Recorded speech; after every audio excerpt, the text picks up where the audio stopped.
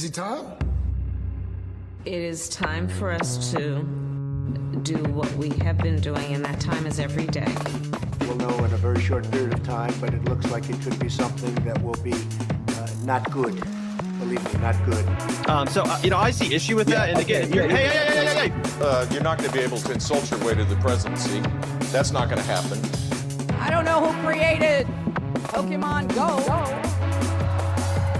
but I'm trying to figure out how we get them to have Pokemon go to the polls. I'm Ted Cruz, and my pronoun is kiss my ass. So when you think about it, there is great significance to the passage of time in terms of what we need to do to lay these wires, what we need to do to create these jobs.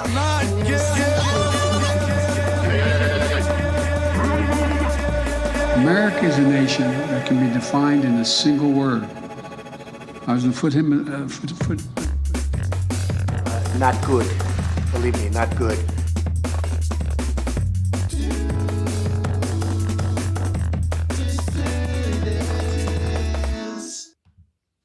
Hello, dissidents. Welcome one and all to a Thursday morning due edition of the Due Dissidents podcast. Keaton Weiss here with Russell Dobular. Hello. We are up and at it this morning. Up and at it. Let me make sure I have the loop killed before we play a little morning dew music there. You know where it is, don't you? What? Little Dolly Parton. Oh, Let's go. Well, wake up. You sprung it. You sprung it on me. I need it on me. I need. You didn't give me any warning. I know. I should have planned that out in advance. I need some Dolly Parton this morning. I think we all need some Dolly Parton this morning. We all need some morning motivation. Who told you to have kids? Tumble out of bed and I stumble to the kitchen. Pour myself a cup of ambition. Beautiful. Well, folks, thank you all for being here. A nice crowd to start off the festivities. 591 in the YouTube chat, 333 over on Rumble. This is part one of a doubleheader for patrons. We do have our supporter stream at 2 p.m. this afternoon. So if you guys are hanging out this afternoon and you're a supporter of the show and you want to come and watch a special members-only show and call in and have a chat, a little midweek powwow with us, that'll be at 2 p.m. The email for that will go out after we get done with this show right here. That's a little makeup artist trick, I'm sure. I was going to ask, what is that? Is that a little makeup artist thing you got going on? Yeah, okay. So one of my best friends, going all the way back to high school, is also a patron of the show. He's a professional makeup artist. And I told him, yo, man, what do I do about the shine on the show from the lights? And he gave me a makeup artist trick. There you go. Monostat chafing gel, apparently, is what the pros use. Oh, interesting. Yeah, so it's a chafing gel? It's a chafing gel, man. Oh. It's one of those inside secrets that only a makeup artist would really know. It's not something that would ever occur to you. Oh yeah, I want to take the shine off on the show. Chafing gel. Yeah, exactly. Yeah. You don't think that generally doesn't go on your face, chafing gel. Yes. So what they would call that an off-label use. See, it reduces the shine. Yes, it's an off-label use. Yeah, that makes sense. I got to change the light bulb in this room. I guess what's happening is it's kind of like absorbing the light rays before it hits the skin. Maybe. Because I know at the Jimmy studio, they have the big lights in there. So did you use it there? I didn't. Because I learned this trick like I was at the end of my stint over there. Oh, okay. All right. Well, next time. We got some stuff to get to this morning, folks. And like I said, thanks all for being here. Oh, wow. Business. Yes, Look at that. We got 738. Who knew there was such a big audience for these kind of makeup tips? Yeah, exactly. Here we go.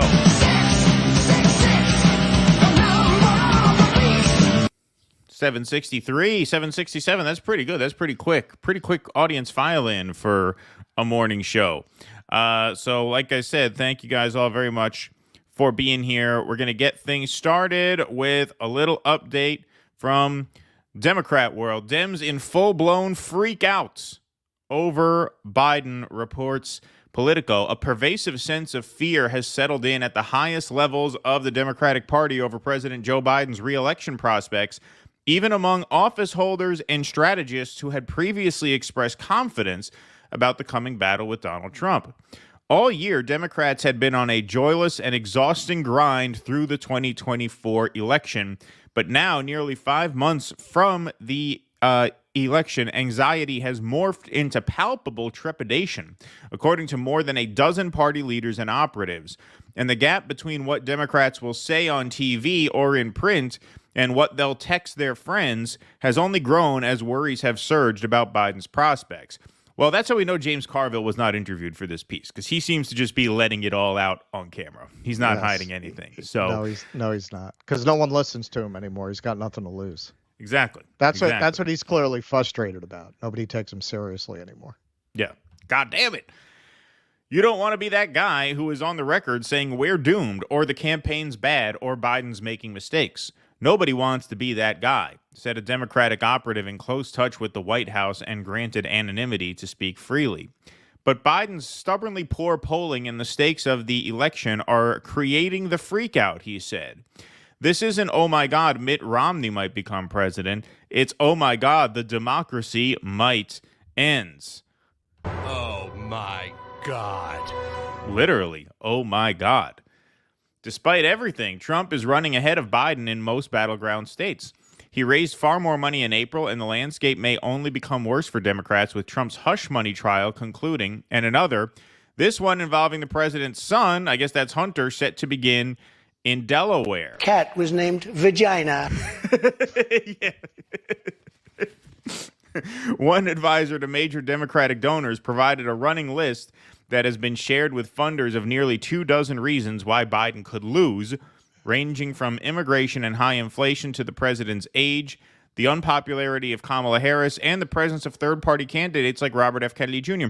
Funny how the genocide in Gaza didn't make the prints. Maybe that was part of the dozens of reasons, or maybe it wasn't, but they really don't want to give much credence to the fact that Gaza is hurting him. And we're going to play a James Carville clip a little bit later where he kind of echoes the same thing. They really don't want to admit that because, you know, this reflects a certain bias. They can sustain a loss to Donald Trump. They'll raise a bunch of money off of that, and they'll go out there. They'll win the midterms. Get him next time. They can't sustain a collapse of the narrative surrounding Zionism. And so, you know, they seem to want to hide the ball there because I would say the unpopularity of Kamala Harris, while a factor, certainly, that's far less a factor than the fact that you're losing Arab voters and young voters in droves in states, especially like Michigan. And that could be the whole ball game there. But that didn't make this print list here. Donors ask me on an hourly basis about what I think, the advisor said, calling it so much easier to show them, so while they read it, I can pour a drink. Haha. The advisor added, the list of why we could win is so small, I don't even need to keep the list on my phone.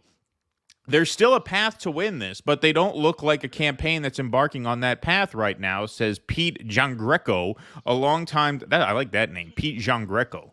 That's a good name. A longtime Democratic strategist who's worked on multiple presidential campaigns. If the frame of this race is what was better, the 3.5 years under Biden or 4 years under Trump, we lose that every day of the week and twice on Sunday. Well, that's not good. I mean, that's certainly not, that's not a good dynamic going in. In the swing state of Michigan, as I mentioned before, Democratic State Representative Lori Pohutsky suggested Biden's standing is so tenuous that down-ballot Democrats can't rely in November on the top of the ticket to pull us along. In 2020, there was enough energy to get Donald Trump out, and there were other things on the ballot that brought young people out in subsequent elections. She said that's not the case this time. I worry that because we've had 4 years with a stable White House, oh yeah, particularly young voters don't feel that sense of urgency and might not remember how disastrous 2017 was right after the Trump administration took over. You talk about cope. Yeah, they just don't remember all those years ago. Yeah, they just 2017, lost in the mists of time. They've grown spoiled at how good Biden has been. They don't remember what a disaster 2017 was.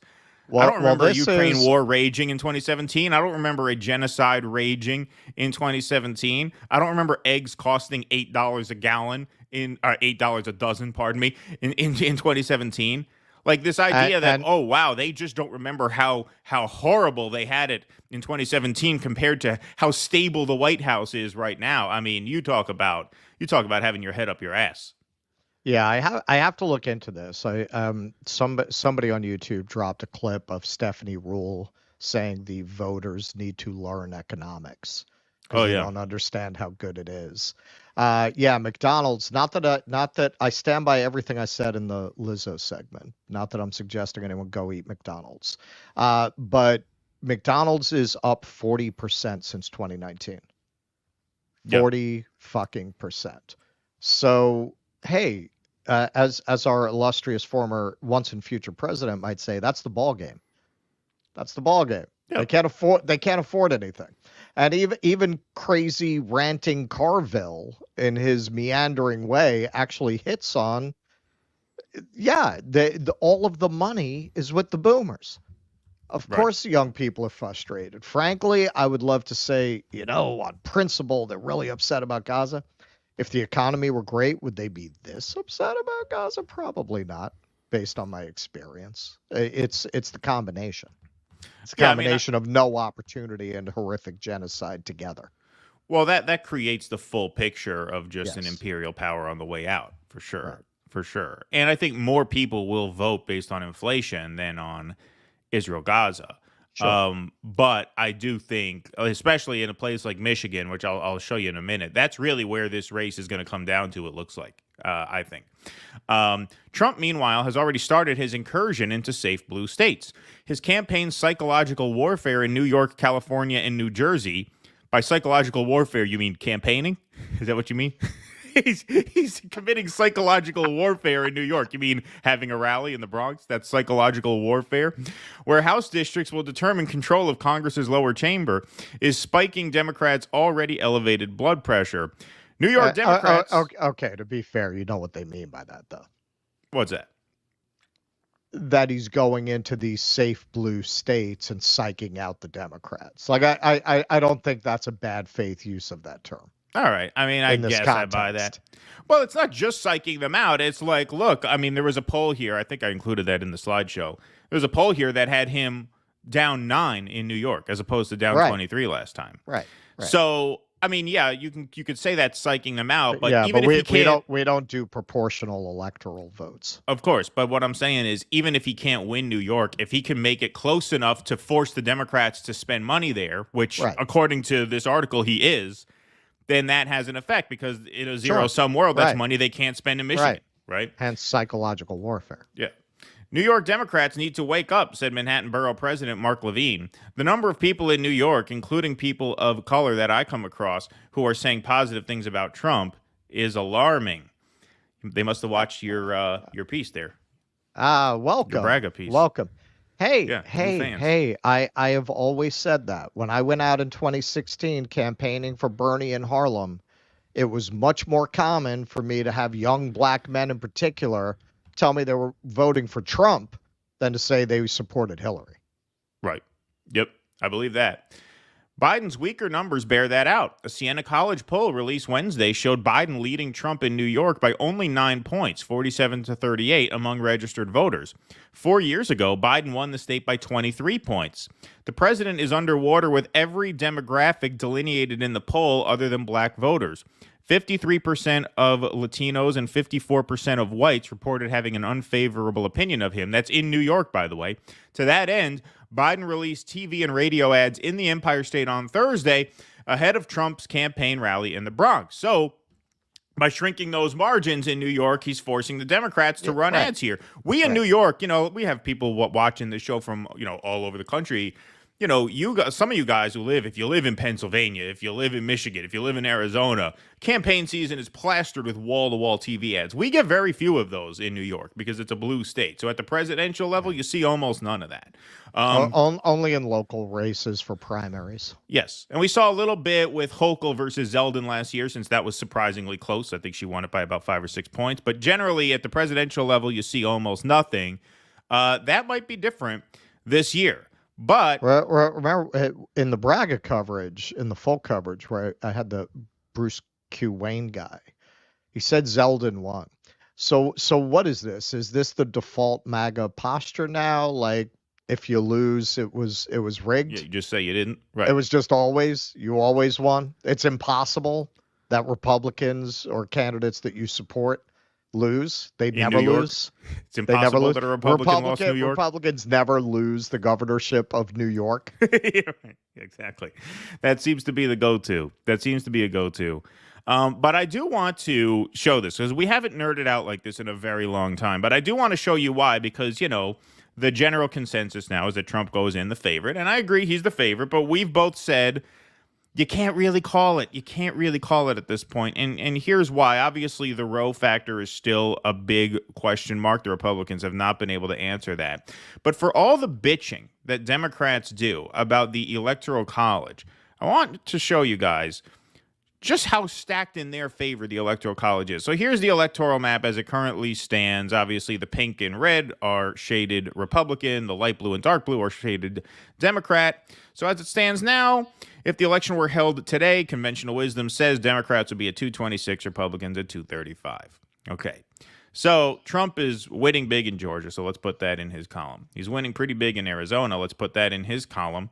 And he's winning very big in Nevada, so let's put that in his column. This has to get you there, right? Nope. That puts you at 268. 268. Too short, which means if Biden puts these upper Midwest states blue, he wins. It's almost impossible for Biden to lose if he wins Michigan, Pennsylvania, and Wisconsin.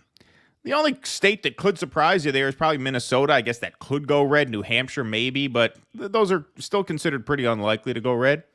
So if he holds the upper Midwest, look at that, 270 to 268. Here's a prediction. It could all come down to this district right here in Nebraska, Omaha, because they appoint their electoral votes differently. Now. Yeah. That's amazing. If all of New Hampshire goes red, it's 269, 269, which a tie goes to Trump because the Republicans have the House. But if the Democrats keep that blue, which I guess they're likely to at this point, that's your map, unless Trump can flip one of these upper Midwestern states. So going in conventional wisdom... Isn't he leading big in Michigan? Well, he is. Shock in the polls? Yeah. He is, and that's why I said earlier in the segment, I think it's going to all come down to Michigan. Like, it could all come down to the Arab voters in Michigan. This is why we're trying to finance a trip to Dearborn, because that could be the whole election right there. Turnout among young voters and Arab voters in Michigan could be Corinthians 2. That could be the whole ballgame. That could be the entire ballgame. Oh, I got it right with the old lady? It was Corinthians 2? Yeah, it was Corinthians 2. That's what we would title our Dearborn documentary. Corinthians 2. Dearborn 2024. The ball game. The ball game. The whole ball game. So if you look, I mean, the Democrats, because they flipped Virginia and Colorado to pretty safe blue, Trump still has to flip an upper Midwestern state. Now, if the race were held today, if the election were held today, he'd probably flip Michigan, and that would be it. But it looks like it's going to come down to that because apparently Georgia, Arizona, and Nevada still not enough. So the Democrats complain all day, every day about the Electoral College. Oh, it's not fair. We win the popular vote. We have to win the Electoral College. You got a pretty good grip on the Electoral College if you don't totally blow it. So that's why it's still a question mark. But Michigan could be everything. Could be everything. And to leave Gaza off of that list when you have a 17% voter rating among Arab voters in Michigan, that says you're not taking that problem with anywhere near the degree of seriousness that you should. Yep. Yeah. All right, let's go on to our B part of this in just a second here. We're going to take some super chats, though. DNC to nominate Biden 2 weeks before convention. Most of Chicago convention to be talking heads reading tape messages on big screen. Don't vote Biden without proof of life. Demand daily photos. They are going to nominate him virtually. Is that what they're doing? Yes. But they're doing that. He is going to Chicago, right? They can't avoid that. Oh, yeah, no, he'll be there. He'll give his speech there. But they're doing the official nominating procedure in advance. I'm hoping to get in some questions with Jimmy. Yeah, we'll do an exclusive interview with Joe Biden, exactly. Yeah, no, they're going to nominate him early. They say it's because there's some weird thing going on in Ohio where he's not on the ballot yet.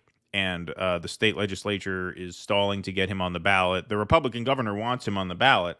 But apparently they're saying they have to nominate him early in order to qualify for the Ohio ballot deadline, which it just seems a little weird that it was orchestrated that way, because they've been talking about wanting to do as much as possible virtually to avoid protests on the floor.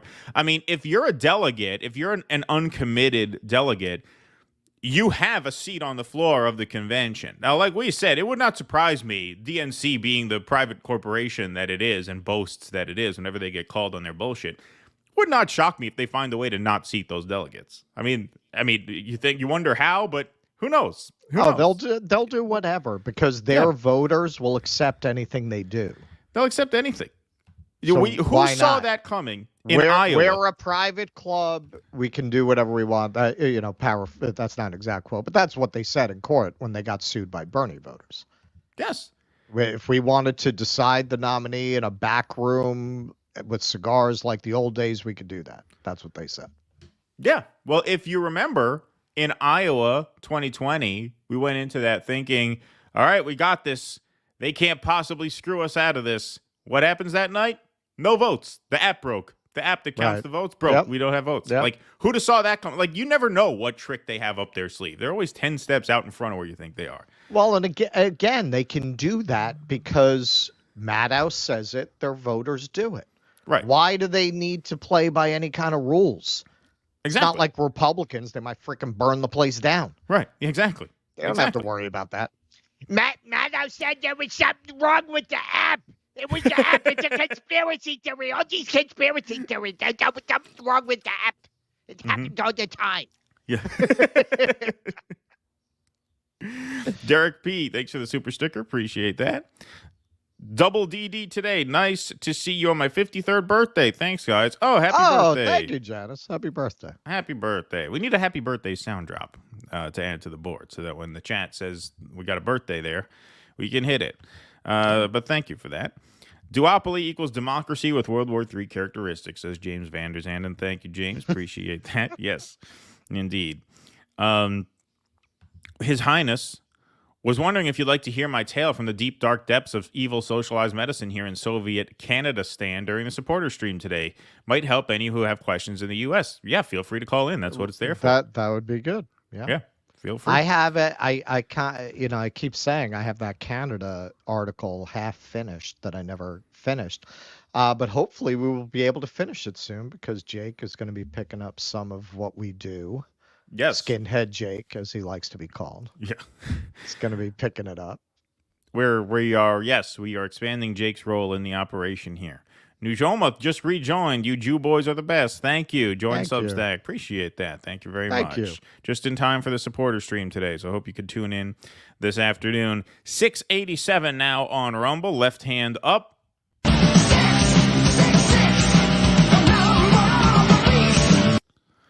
So if anyone out there knows the guys in Iron Maiden, because I'm going to the concert with Motley Jew in November, I want to get those guys on. I think we've earned an appearance by Iron Maiden. Yeah, I mean, we'd have to pull some strings, but we could see. We'll have to work the contacts. I don't think there is any other obscure political podcast that has done as much to promote Iron Maiden as we have. That's true. We have been quite good to them, and this is going on a long time now. It's been going on a long time. Right? Yeah. It's not like we just started. Because 67, thanks for the $20. That's kind of you. Could you imagine having the politicians of today back in the 1800s? Pro-slavery pacts would buy off all the northern politicians. Slavery would still exist. Yeah, it's true. I mean, if you had a broken system like today, unlike back then, oh, wait a minute. Well, they did fight a civil war. They didn't exactly solve that the easy way, but I do see what you mean. Yeah, like you couldn't even have something like that. You couldn't even get like the system is so paralyzed now. You couldn't even have a real revolution. Like it's hard to imagine how that would even start. Well, I was just reading an article about what Trump's telling donors. We did one of those yesterday about what he was saying about Israel. He's telling the oil people, yeah, you should try to raise $1 billion because that's going to be cheap compared to what you get. Right. Yeah. He's going to wealthy donors, telling them Biden's going to let the tax cuts expire, and in his typical tendency to just lie off the cuff, the taxes are going to go up 4 times. That's not true. But he's telling them it's going to be a 400% tax increase. But he's telling them, yeah, you should bundle a lot of money for me because I'm gonna keep your tax cuts. I mean, this is the guy fighting the deep state. Apparently, he also told donors, at least according to this article, that if Russia had gone into Ukraine, he would have bombed Moscow. And if China goes into Taiwan, he'll bomb Beijing.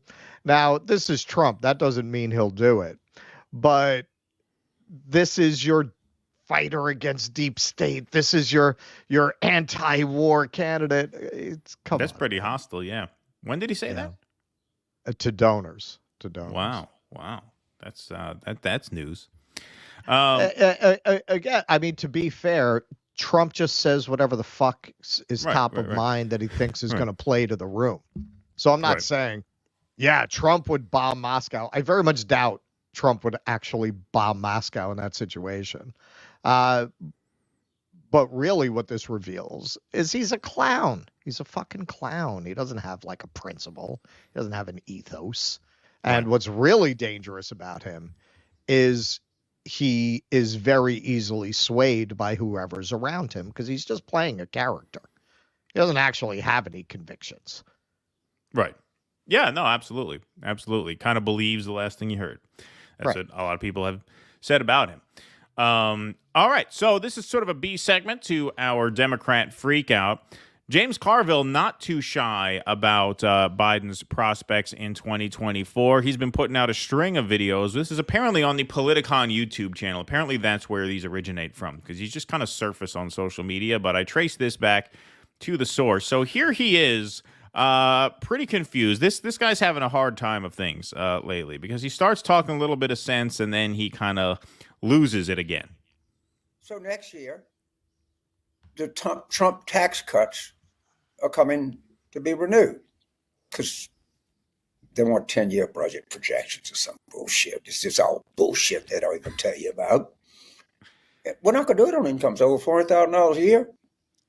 And we're going to take that money and we're going to put it into something that helps young people because the generational thievery that has occurred in this country is criminality of the first order. No lies there. And we keep wondering why these young people aren't coming home to the Democrats, or why blacks are not coming home to the Democrats. All right, I'm going to pull what we call a Weiss. I'm going to pause this for a second. All right, so this is the history of the Clinton Democrats in one crazy rant. It's the economy, stupid. They were right. And then they did nothing for the underlying structural problems in the economy. Clinton was the luckiest fucking son of a bitch ever. Anyone could have been the president at the birth of the commercialized internet and presided over a booming economy. Clinton got the credit because he happened to be in the White House. It was not policies that he initiated that created that economy. Based on the history, the kinds of policies he had, if he hadn't been there for this revolutionary technology, probably would have tanked the economy. Yes, of course. But anytime you've had the introduction of such a revolutionary technology, whether the automobile, radio, TV, you had a boom economy because all of a sudden there's a whole new industry with all of the employment and investment and involved in that. Everyone had to buy a computer all of a sudden. Right, there's demand. You had all these internet providers. You had to wire the country. Anyone, a sock puppet could have been the president in the 90s and there would have been a boom economy, but he got that credit. Now, they really, once they got in office, after running on it's the economy stupid, did nothing to change the neoliberal trajectory that Ronald Reagan had set the country on. If anything, they exacerbated it and reinforced it with banking deregulation, media deregulation. They just continued the Reagan project. So there's this history with these Clinton Democrats of diagnosing the problem properly. He's right. It is generational theft. That is a lot of what was going on. We were talking about it before offline. People over 65 think the country's doing great. Right. They're very happy. They're very satisfied with the trajectory of the country. This is in spite of their MSNBC, CNN addiction, because they look at their retirement funds. They've never been better. They look at their home values. They've never been better. Fuck the young. Also, poverty amongst the elderly is at an all-time low. Now, you might think, well, that's good, and it is good. We don't want old people to be poor. But the reason behind it is very bad. It's because the boomers sucked all the wealth up to their generation and left nothing for the younger generation. He gets all that. But if you notice, and this is why I say this monologue is Clinton politics distilled, he never offers a solution to that. Right. He never says this is what we have. We need to tax these sons of bitches because he doesn't say that. Right. He says they should run on the rhetoric, which is exactly what he did when he was Clinton's political advisor. Ran on the rhetoric. It's the economy, stupid. Talk about people suffering. Tell them you feel their pain. Don't actually do anything about it. He doesn't propose doing anything about any of this. So throughout this monologue, he correctly diagnoses a problem without offering solutions, except for the college thing, which I think was actually not a bad idea. Okay. To give the devil his due. Give the devil his due. Because Democratic messaging is full of shit. That's why. And talk about cost of living. And we're going to help deal with this. And don't talk about fucking Gaza and student loans. That's so out. The Harvard, that guy Della Volpe is pretty good. 15 issues. You know what the number 14 and 15 issue were total? Student debt in Gaza. I forgot which order it's in. Okay, well, God de la Volpe notwithstanding, you do have a problem in a critical swing state. God de la Volpe fucked my wife once while I jacked off in a corner. Yeah, exactly. And he was good at it, too. Better than me, I got to admit. I always gave him credit for that. No, God de la Volpe. There's one man I'll let cuckold me. It's Guy de la Volpe. Guy de la Volpe, who does the Harvard Youth Poll, which we went into on this last Carville monologue that we covered a few weeks back. First of all, the methodology of that poll is kind of insane. They don't do a straight ranking of issues. Right. They put one issue head-to-head against another issue, and then they rank the percentage of times that the one issue prevails over the other in terms of importance. So it's not quite I think that's a crazy way to rank issues, frankly. But generally, what you're saying, that inflation is going to trump everything this cycle, is true. However, as we demonstrated in the last segment, in a race that is very likely to come down to Michigan, where you have a 17% voter rating amongst Arab voters, not an approval rating, voter rating, means 17% of Arabs say they're going to vote for Joe Biden, down from over 50% in 2020. That's catastrophic. We've seen the numbers with young people. They are catastrophic. In a critical swing state like Michigan, you need that turnout. So just because Guy de la Volpe's survey says it's not the top issue or nowhere near the top issue for most voters doesn't necessarily mean that's not critically important in this race. This is what made it so difficult to communicate to libs after 2016 when there was this big debate. Did Trump win because of cultural grievance or because of economic anxiety? We, on this sort of like Bernie left, what we were at the time anyway, we said it was economic anxiety is what flipped the race. And they came back by saying, well, no, actually polls show most Trump voters voted Trump because of culture. Most voters vote on culture, period, across the board. If you're a cosmopolitan, liberal art collector living in Soho, you're going to vote blue. That's kind of who you are, right? Most black voters vote Democrat. The black church is associated with the Democratic Party. It's a matter of culture. White rural voters, in the Midwest and the South and the Heartland, they go to church every Sunday. Their hobby is going to the shooting range. Culturally, they're conservative. They're going to vote red. That's baked in. Where elections are won and lost are on the margins. And so in 2016, you had hundreds of thousands of people switch from Obama to Trump. Those people switched from Obama to Trump not based on culture or grievance, but based on economic anxiety. And so even though that was not a dominant factor nationwide on a macro level, it played the decisive role in who won the goddamn election. Right. And Well, especially Gaza is very likely to play that role in Michigan, especially if it all comes down to Michigan. That's why I demonstrated in the previous segment, this election likely all comes down to Michigan. Yeah. Especially when you look at how elections are decided today. They're decided on the margins, man. We don't have blowouts anymore. We don't have Reagan 49 state kind of elections. Everything is on the margins. Everything is what a small group of people feels very strongly about. That is what decides elections now. Right. Yeah, exactly. Exactly. And why are we... No disrespect to Guy Della Volpe, though.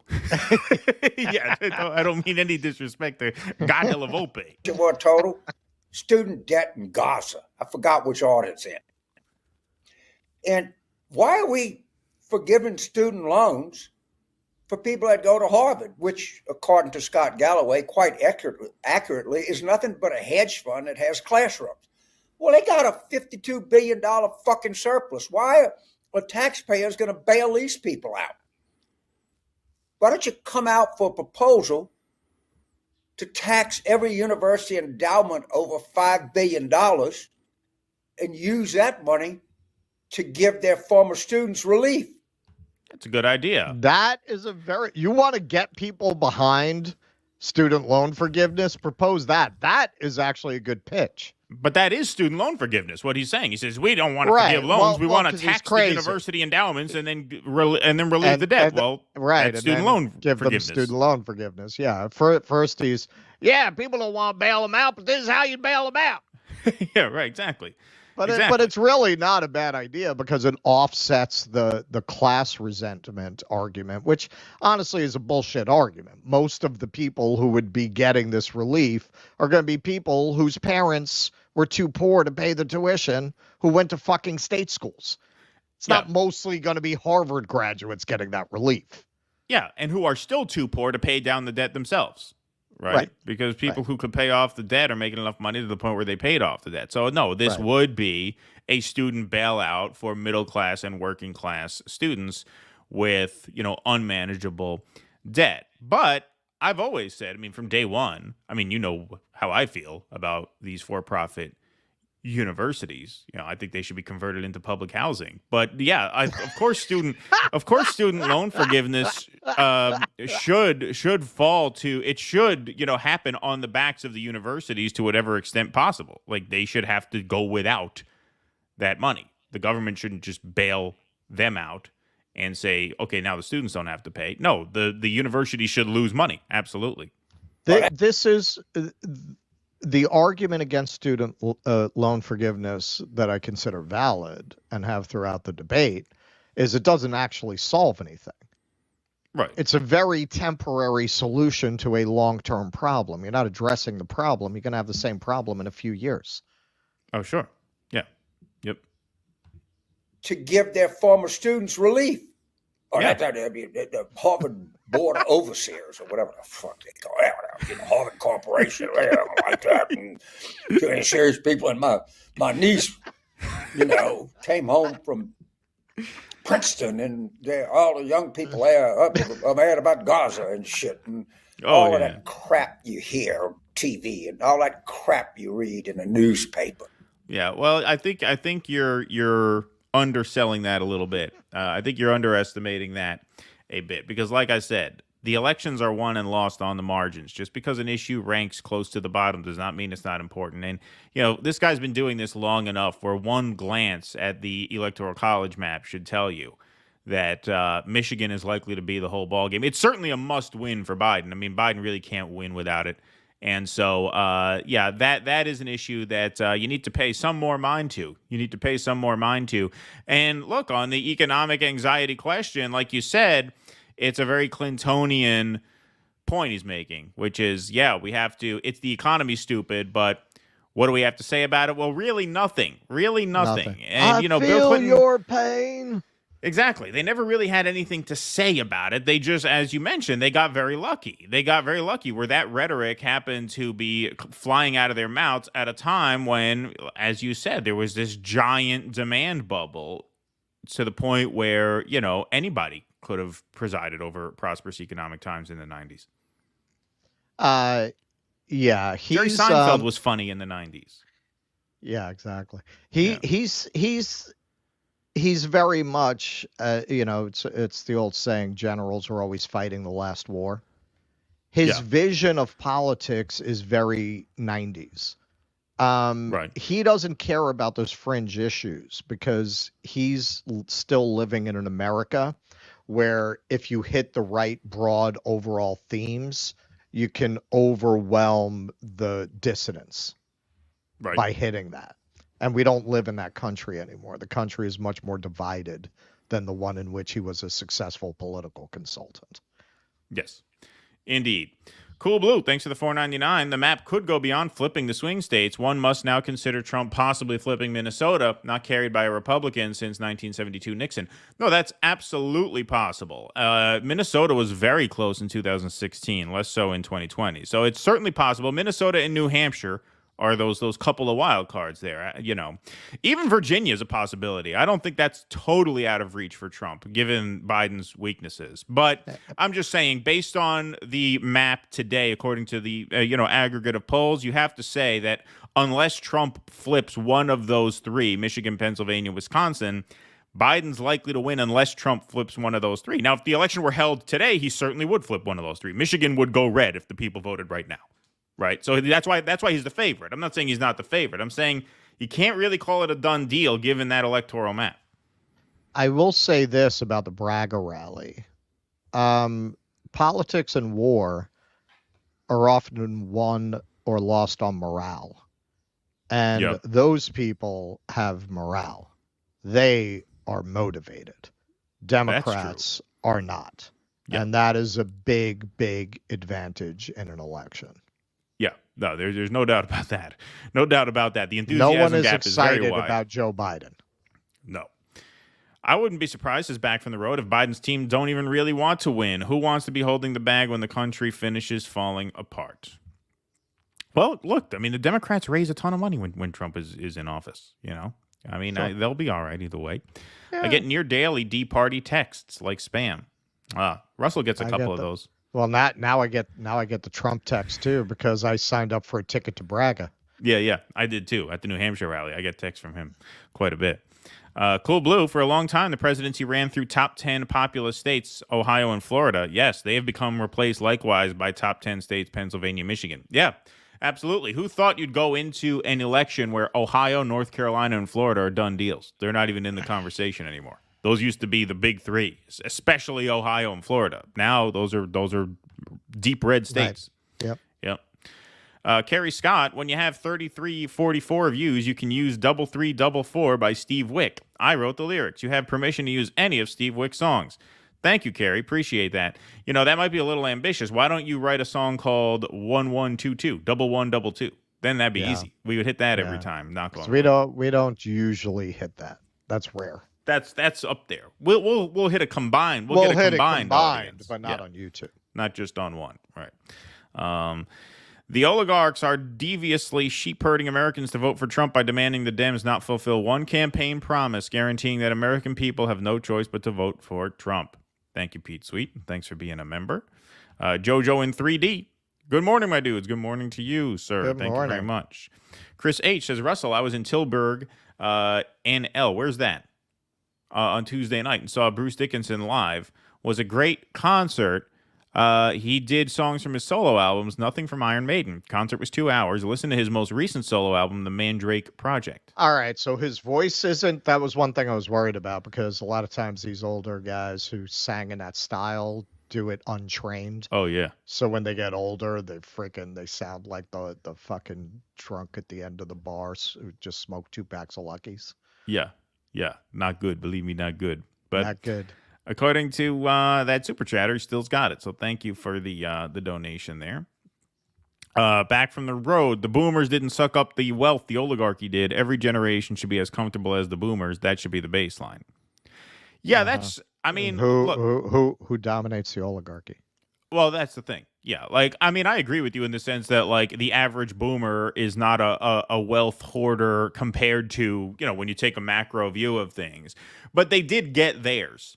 And they seem pretty insensitive to the fact that the younger generations haven't even gotten what they've gotten, right? Yeah. This idea, I paid my way through college in 1977. Yeah, it was $80 a semester in 1977. Like, what are you talking about? Yeah. Very, very often, if you talk to people from that generation, they're just willfully blind to the fact that the country has changed. And if you look at the numbers, by the numbers, and we've discussed this, part of the reason the boomers that you see are wealthy is because the ones that didn't make those kinds of choices are dead. Right. So you're only left with the ones who had enough money to get proper health care and nutrition, and the other ones died. But the fact is, the ones that we're left with are largely responsible for the state of the country we're in now. They inherited New Deal policies and empowered politicians as they came into their own, as they came of age, as they came into power and took over the leverage of power. They dismantled all the protections that were put in place to prevent the kind of economy we have now. Yeah. Yep. Agreed. Tina Krause, thanks for the $2. Appreciate that. Cool Blue. With the exception of 2012, we've been getting party switch election outcomes for U.S. president since 2008. That may say something about U.S. policies. Indeed. Indeed. Yeah, they're a fucking placebo to give you an illusion of change and choice. Indeed. Thanks for the other $2, Tina Krause. And let's have a cowbell for Lloyd Go. Lloyd Go, $49.99. Thank you for that. That's very kind of you, my friend. Appreciate that. It's a very generous donation. Thank you for the $49.99. All right, we're going to switch gears a little bit, do a couple of different kinds of stories that we haven't done in a while. But once, when we fell for the AI trick a couple weeks ago that some troll pulled online, we said, we're going to start paying more attention to this issue. And so Russell found quite the astounding AI story this week. So go ahead. Yeah, this is our feel-good story of the day. Yes. So bilingual or terrifying, depending on how paranoid you are about chips in the brain controlling the future of humanity. Bilingual AI brain if you're implant. Neurotic about that kind of thing. If you're neurotic about Elon's company. Yeah. If you think something could go wrong with Elon Musk owning a company that implants chips in people's brains. Owning a piece of your brain, yeah. Yeah. Silly things like that. Bilingual AI brain implant helps stroke survivor communicate in Spanish and English. Now, this is really pretty remarkable. Scientists at the University of California, San Francisco, have developed a bilingual brain implant that uses artificial intelligence to help a stroke survivor communicate in Spanish and English for the first time. Nearly a dozen scientists from the university's Center for Neural Engineering and Prosthesis have worked for several years to design a decoding system that could turn the man's brain activity into sentences in both languages and display them on a screen. An article published May 20th in Nature Biomedical Engineering outlining their research identifies the man as Pancho. At age 20, he became severely paralyzed as a result of a stroke he had in the early 2000s. Pancho can moan and grunt but can't articulate clear words. He is a native Spanish speaker who learned English as an adult. Under the leadership of Dr. Edward Chang, a neurosurgeon who serves as co-director of the Center for Neural Engineering and Prosthesis, Pancho received a neural implant in February 2019, allowing scientists to start tracking his brain activity. By using an AI method known as a neural network, researchers were able to train Pancho's implant to decode words based on the brain activity produced when he attempted to articulate them. Now, that is really amazing to me, that you could track specifically to that extent exactly what I assume that's how it's working, what neuron fires when you think of what word to translate it. It's like the zeros and ones on like CDs and shit like that. That's amazing to me that they can get that granular with that. It actually lends some, this is a common trope in sci-fi, that in the future, for judicial proceedings, they'll be able to read your memories. Maybe they will. Maybe Sounds they like will. it. Why Yeah. not? If you could really decode those neurons, which neurons represent what, and then translate it into visual and audio imagery.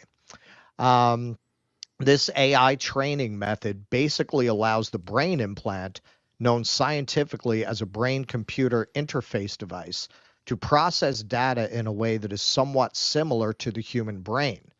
By 2021, the technology had significantly helped restore Pancho's ability to communicate, but only in English. Quote, speech decoding has primarily been shown from monolinguals, but half the world is bilingual, with each language contributing to a person's personality and worldview, Chang's research group said on X. There is a need to develop decoders that let bilinguals communicate with both languages. However, the 2021 research served as the foundation to develop the decoding system that later made Pancho's brain implant bilingual in Spanish and English. After discovering that Pancho's brain had cortical activity across both languages years after he became paralyzed, the scientists realized they could leverage that to train a bilingual brain implant without the need to train separate language-specific decoding systems. Quote, we leveraged this finding to demonstrate transfer learning across languages. Data collected in a first language could significantly expedite training a decoder in the second language, Chang's research group said on X, because it is based on the brain activity produced by, quote, the intended vocal tract movements of the participant, irrespective of the language. So that's interesting. That's suggesting that the neurons they're tracking are actually the neurons that make certain sounds. Right. That trigger a speech pattern. Right. But I mean, the subtleties of that are just incredible. I mean, it's just like, it's unthinkable to me. I mean, as someone who doesn't know how a lot of shit works. I mean, I don't really know how a fucking toilet bowl works. You know, I mean, like, I don't know. I mean, I know why he doesn't use one. Yeah, right. That's why I don't use them. I was always afraid of them. Yeah, no, I mean, I don't really get. You like, saw a movie once where a snake came out, and since then. Seriously, like, you look at a place like New York City, you think, how do all the pipes run right here? Like, how do all the water pipes not get backed up constantly? Like, that is too abstract for me. This is like something I wouldn't even think possible. And the other question I have is like, okay, this is appearing in NBC now. How long have they had this kind of technology? Like, this is where you can go down a rabbit hole. You'd be like, has the CIA had this for 20 years? Like, have they been using this shit for a long time? Or are we just hearing about it as it comes to market? Like, when you think about what the capabilities are of this kind of technology, you think, well, what if we're here? What if we're not in on the ground floor? What if we're hearing about it at a later stage when they're just pushing it to market? You know, I mean, I don't have any proof of that. I'm just saying it raises that question. Like, wow, this is actually possible. This is doable. I can't prove it. I'm just asking questions. Just asking questions. I'm just asking questions.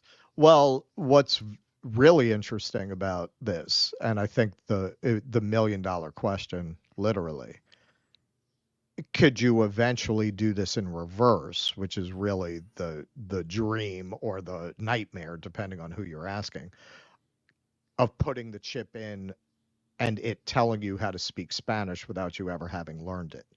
Can it go the other way? Right.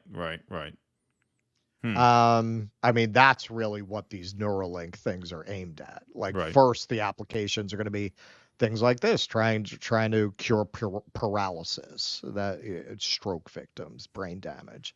But ultimately, what they want to do is the Matrix, where you could put a chip in and know things you never studied. Right. In 2022, the scientists sought out to prove that. They again used the artificial neural network to train Pancho's brain implant on the distinct neural activity produced by his bilingual speech.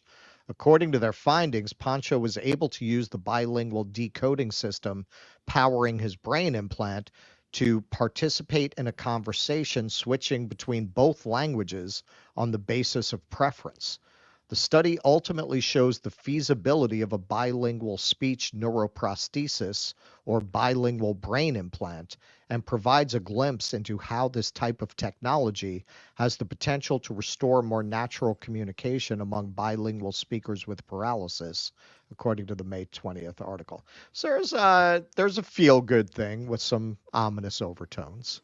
Yeah, right? Yeah. That's like act one of a dystopian sci-fi film where, oh, look how great this is, right? It's like the first 20 minutes of like Westworld, right? Oh, this is fun. Yeah. This is fun. And then in the future, you see people with terrified eyes being controlled by an overseer with a remote control. Yeah, right. Yeah, exactly. But I mean, it is just incredible. And like I said, I want to look more into AI and how it works, what it can do. I mean, that's something you wouldn't even conceptualize, like the subtlety of being able to read those neurons like that and actually have it work well to the point where like it can actually help a person speak and express thoughts, not just like vague things. Like it doesn't just put out a word cloud, but actually you can actually get coherent thoughts from that. You can actually, derive something usable from that. I mean, that's pretty incredible. Yeah. Well, I know they've experimented with chips on people with spinal cord injuries to restore the electric impulse in the spine with some success. Right. So yeah, I mean, that's first generation application to start to heal physical and brain injuries that have long been considered impossible to fix. But yeah, then they're going to start to move on to, I mean, that's the shit that Elon wants, to be able to put in a chip and martial arts, like the whole Matrix nightmare. And of course, governments would really like a chip like that could shut off a soldier's fear. Right. Yeah. Right? Yep. Yeah, that's eerie stuff, but good news in that context, at least. Yes. John Michael, I still do not understand why anyone is listening to the Redneck Crypt Keeper. Thank you, John. Tales from the Crypt. GZ, thanks for the $1.99. Appreciate that. Sparky, this may be wrong, but I heard 10 years ago that Harvard had so much money that all of its students were effectively on full scholarship, so they don't have student debt anyway. I do not believe that's true. I don't believe that's true. A friend of mine did go to Harvard Law, and he has debt. But they are extremely wealthy. I mean, that part is true. At one point, Harvard was, I mean, this is an old stat. This is from 20 years ago. This might not be true anymore. At one point, it was the second wealthiest institution on earth next to the Catholic Church. Yeah, I mean, what he said, that it's a hedge fund with books. Yeah, they all are. All of these, Columbia, Yale, all of these wealthy private institutions, all the donor money they've taken in over the years, combined with their holdings and investments. Yeah, I mean, they're financial firms. Yes, indeed. Dan Richmond, DNC equals plot of the producers. Trump winning is great for them, plus economic downturn in 25 means they get the normies begging for Gavin Newsom. 28. Who said 28's the end of empire? Is that Chris Hedges? I believe Hedges said 28. That looks like a good guess to me. Good morning from a good afternoon across the pond. Well, good afternoon, Baker. Have you guys made up your mind who you're going to vote for? Dave Chappelle back in the race. That's right. Dave Chappelle is the front runner for Russell again. Like I said, if I vote for president, it'll probably be for Jill Stein. I can't imagine voting for anyone else. But like I said, it's just not an argument that I find worthwhile at this point. Like, do I care if someone votes for someone else over her? Not to the extent I'm willing to like make a thing out of it. I think that's kind of a waste of time, as we call it. That's a horizontal move. That doesn't advance the ball down the field. Since we're talking about elections, a little bit of good news. Jose is definitely going to be on the ballot. That's right. Their challenge phase is over, which strangely they were not challenged according to Jose. They didn't get any challenges. So it's amazing. They're in. Signed, sealed, delivered. Jose Vega on the ballot. Beautiful. And we're probably going to have him on Sunday to gloat a little bit. Fair enough about the boomers. Thanks, Back from the Road. And Lloyd, thanks for another $1.99. Appreciate that. Okay, let's move on. We got another story. Russ, you're up again. We have one more light one for the day before we get into the depressing news. Another light one. This was the worst Memorial Day box office in decades. So this is Hollywood Reporter. Box office meltdown. Furiosa edges past Garfield to win Memorial Day with worst #1 opening in 3 decades. The Memorial Day box office is no picnic this year. But it was certainly a roller coaster ride. That's why they pay him the big bucks. Yeah. Warner Brothers' Furiosa narrowly beat Alcon and Sony's The Garfield movie with an estimated $32 million for the 4-day weekend, with George Miller's latest entry in the Mad Max franchise taking in an estimated $26.3 million for Friday through Sunday versus an estimated $24 million for the animated Orange Feline. Yeah, that's a bath. That's a bath. You usually have like $100 million opening on Memorial Day with the Spider-Mans and all that shit. Yeah. Yes, and actually, I don't think it's in this article, but I looked at a couple of articles before settling on this one.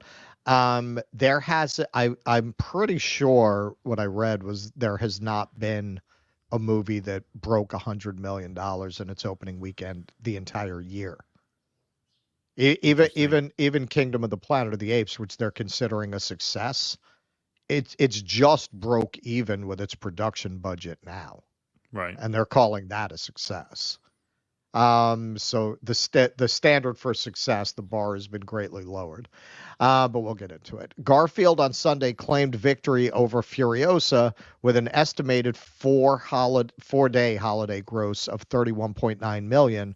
But on Monday revised its estimate down to $31.1 million. Warner's took the unusual position of not reporting a 4-day number until Monday. With the race so close and the headlines so bad, it's easy to understand why the studio remained mum. Despite Furiosa's victory, it still came in behind expectations and is the worst Memorial Day #1 opener since Casper debuted to $22.5 million nearly 30 years ago in 1995, and that's not adjusted for inflation, according to ComScore. This stat excludes 2020 when theaters were closed during the COVID-19 pandemic. Neither film aced it with audiences, with each receiving a B+ cinema score. I think that line's a little unfair. We'll talk about it, but overall, Furiosa has been pretty well received. With no holdovers to contribute in a massive way to the Memorial Day box office, overall revenue for the 4 days plummeted to an estimated $128.3 million, also a 29-year low and down nearly 37% from last year per ComScore. That excludes 2020 and 2021 when the pandemic was still raging, though Paramount's A Quiet Place sequel was able to open to $57.1 million over the holiday in 2021. So A Quiet Place, which opened while the pandemic was still going on, opened to almost double what Furiosa did on Memorial Day weekend. May has been a brutal start to the summer season as the box office continues to feel the impact of bigger tentpoles being delayed because of last year's labor strikes. Marvel Studios usually kicks off summer over the first weekend in May with a superhero tentpole, and this year it was going to be Deadpool and Wolverine. Marvel and Disney, however, had to push the film, which had to halt production because of the SAG-AFTRA strike, back to nearly 3 months to July 26th. Neither Furiosa nor Garfield were ever considered to be the sort of 4-quadrant tentpole that generally anchors Memorial Day. That means something that appeals to everybody. Last year, for example, Disney's The Little Mermaid debuted to $118 million domestically. Furiosa, a prequel that sees Anya Taylor-Joy play a younger version of Charlize Theron's titular character in the last film, had been expected to open to $40 million to $45 million for the 4-day holiday, but instead is the latest summer event pick to underperform in its launch. An exception was the Kingdom of the Planet of the Apes. In 2015, Mad Max Fury Road started off with a 3-day gross of $45.4 million in mid-May. Miller's new film, which also stars Chris Hemsworth, cost a pricey $168 million to make before marketing. Overseas, Furiosa started off with $32.8 million from 76 markets for a subdued global start of $64.8 million through Monday, meaning it will need strong legs similar to Fury Road if it is to land in the black. So far, it is drawing few females, with males making up 72% of the audience in North America. All right, so you have a few factors going on here. For one thing, and this is what a lot of the articles and commentators in the mainstream press are focusing on, the impact of the strike having delayed all of these movies, which, yes, if Deadpool and Wolverine had opened this weekend, that is almost certainly going to be a big hit, and it would be a different story about the Memorial Day box office. But that wouldn't erase the fact that the entire year has been one disappointing box office after another. What Barbenheimer does not erase the overall trend of movie going post-pandemic. So yes, the strike is having an impact. And Marvel, while Deadpool and Wolverine is kind of a holdover project, Marvel openings are certainly not the guaranteed box office that they once were. So that project you could pretty much guarantee. But, you know, the Marvels, anyone? So having a Marvel movie in there is not what it used to be. But hey, times change. Times change. And we're seeing a shift. We're seeing a shift in people's habits. The pandemic got them used to watching things streaming, where they're far less expensive, far more convenient. You're not going to have a crying baby behind you. And well, I will. Only if you bring your own. Yeah. Yeah, look, for 1,000 years, people went to chariot races, right? Eventually, they stopped going to chariot races. Things move a lot more quickly today. And this pandemic and the fact that, in a way, the movie studios cut their own throats because they went all in on these streaming services and they cannibalized their own business. Now, you could say for them, it's 6 of one, half a dozen of the other in the end, and maybe it is, if they can make the same money going to a streaming model as to a film model, but it's basically going to be the end of movie theaters. The distributors cannot afford a business that runs this way. God, man, you go to the movie theaters they have now, to get audiences to come, they got the reclining seats, you got air conditioning, you got to bring a sweater. You know how much it costs to keep one of those places open? Their electric bills alone. So I think the result is going to be a collapse in the entire movie theater industry. You'll still have a few as a novelty, the way you used to have. You don't really have them very much anymore, but we used to have revival houses before, because VCRs kind of killed the revival house business. Right. You still have a couple places where you get like an old print, right? That's what you're talking about. That's it. We used to have you called years ago, right? Exactly. That was how I saw Phantom of the Paradise for the first time in Shock Trade. A lot of Fellini movies I saw that way. If you wanted to see those movies before VCRs were common, that was the only way to see them. You had to go to a revival house. Now those, you still have, like, IFC does a mix. They'll do new independent films, plus they'll do some, they'll show Casablanca, right? But that's what you're going to have. You're going to have a few movie theaters, and it's going to be what the revival houses were. It was a novelty to go watch a Gene Kelly movie in a movie theater. Right. So even after VCRs, they held on for a little while because of the novelty value of it. And like I said, you still do have some places that do that as a mix with new movies. That's probably what this is going to become. In terms of the culture war element, I will say this about Furiosa. Okay, so suppose this is the result, and it's well reviewed by all the nerds, like Critical Drinker, Nerdrotic. They all say it's a good movie. None of them are trashing this as a movie. But Hollywood has adopted this political agenda where, instead of, as at one time, you would have had the guy with the cigar would have said, well, you know what I think people really want to see? They want to see a Mad Max movie with Mad Max in it. Am I crazy? There's nobody in the room saying that anymore. They think it's their job to impose this political agenda on people's entertainment. And they had the idea that they could put these messages in and the names of the franchises would be so powerful that it would recondition people to absorb these politics through these beloved franchises. And they were wrong. It doesn't really matter if it's a good movie. Who sat in a room? If it was old Hollywood where they sat down and actually thought about what people want to see, which there is really not what they're doing.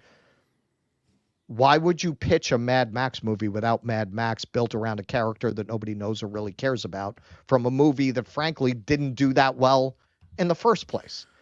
Now they pitched originally. I thought this was a really interesting idea when they put in Tom Hardy as Mad Max. Their concept was that Mad Max is like this legend of the post-apocalyptic world being told from the point of view of the people who have established civilization after this phase. Like he's like a folk hero, Mad Max. So they proposed that different people could play Mad Max and you could tell these very different Mad Max stories because basically these stories are all like folk tales being told in the world after about this legendary figure, Mad Max. I thought that was a great idea. For whatever reason, they did not follow through with that. So even though it's a good movie, especially because so often they've done this bait and switch where they stick in these female characters to substitute for male characters, the Star Wars trilogy with Rey, classic example, they gave her Luke Skywalker's story, basically. Even if it's good, the fan base are mostly male nerds for these kinds of things. You can see, even with a female protagonist, 72% male. For fuck's sake, the Marvels, where they did everything they could to attract a female audience, had a majority male audience.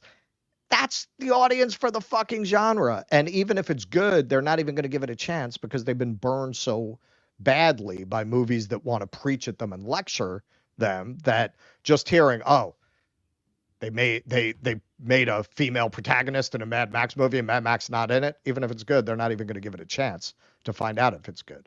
At best, they're going to wait until it's streaming, right? Which is another element aside from the politics of it. Who's compelled to go see this?